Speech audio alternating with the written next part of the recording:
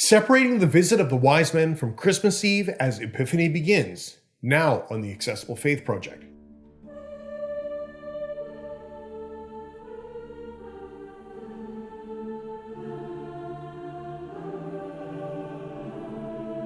Hi there, I'm John, and welcome to the Accessible Faith Project. If you're new here and looking for insights into the Bible, faith, and history in ways that engage your brain, then please hit subscribe and that little bell icon so you receive a notification every time I upload a new video.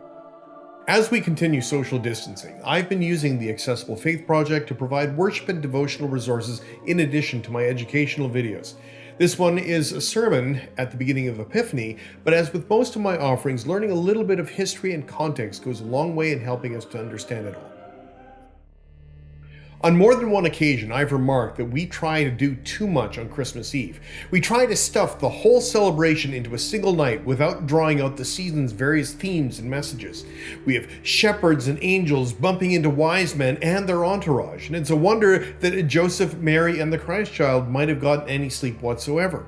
The reality is that Luke's stories and the stories that Matthew tells around the birth of Jesus were never meant to be mashed together. Luke emphasizes the Christ child being born into exceedingly low circumstance, revealed first and foremost to the unwanted and the outcast. Matthew works with a different group of people and a completely different timeline. He makes an entirely different point by highlighting a story that would have taken place some 2 years after that first Holy Night. Matthew brings in these characters from the East, strange figures, outsiders, but not outcasts like the shepherds. These are genuinely mysterious others. The Greek word for them is Magi. It's where we get the word magician from. They are outsiders from a faraway land known for their wisdom, scientists and interpreters of events looking for and finding signs in the stars.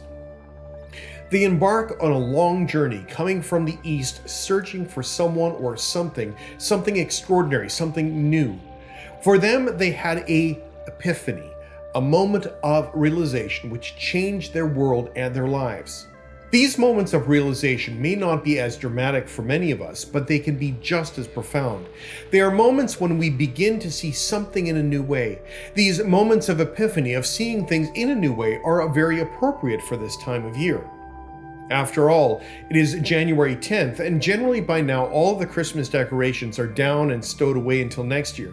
The trees are gone or out on the sidewalk. The lights have either come down or at very least they've been shut off for the season, awaiting their removal when the weather improves. By now, the Christmas decorations in the malls have given way to the preparations for Valentine's Day, with Hallmark leading the charge. Anything Christmas-like seems far too early in this second Sunday of the new year. And yet, if we were part of the Eastern Orthodox Christian traditions, the Christmas celebrations would be just getting off the ground. Today is the first Sunday in the season of Epiphany in the Western Church, drawing that link between Christmas and the rest of the church year. In the church that I served in Cornwall, on Christmas Eve, the senior minister always set up the nativity set with all of the actors in the stable except for the three, the wise men, the Magi. And while they were present in the sanctuary on Christmas Eve, they stood in the frame of a stained glass window some 40 feet away. The Sunday after Christmas, they would move closer on top of the piano, and the Sunday before Epiphany, they would finally arrive at the stable. It was a way to visually remind people that not all of the stories that we tell at Christmas time happen simultaneously. The visit of the Magi is celebrated on January 6th, the 12th day after Christmas. The visit of these travelers from the East is symbolic of the revealing of Christ to the whole world. It didn't happen right away, but it would take some time before they would knock on the door bearing their gifts. And these travelers would come from far lands, revealing something powerful and pervasive about this new child to the entire world. And suddenly, people would see this child born in a manger in an astonishingly new way. We know this story, but we tend to blend Matthew and Luke's stories together, adding and embellishing our own details. The visit of the Magi is worth taking on its own, and we have no other details about who they were, where they came from. Now, we don't even know how many of them there were. Matthew simply says that wise men or Magi from the East show up on King Herod's doorstep, asking for the child who has been born King of the Jews. They say something cryptic about observing his rising star.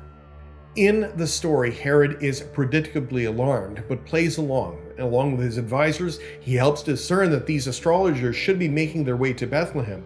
The Magi continue on their journey, seeing both the star and finding the child. Interestingly enough, they find the child in a house, not in a stable, as Luke describes. Some time has passed since the night of the child's birth, and they enter the house and offer their gifts: gold, frankincense, and myrrh.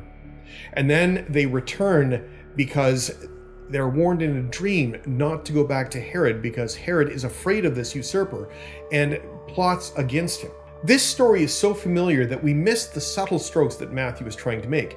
Beyond the more obvious quoting of the prophet Micah, locating Bethlehem as the birthplace, Matthew echoes through the words of Isaiah 60 throughout the early part of the story, and see if some of these words sound familiar from Isaiah 60.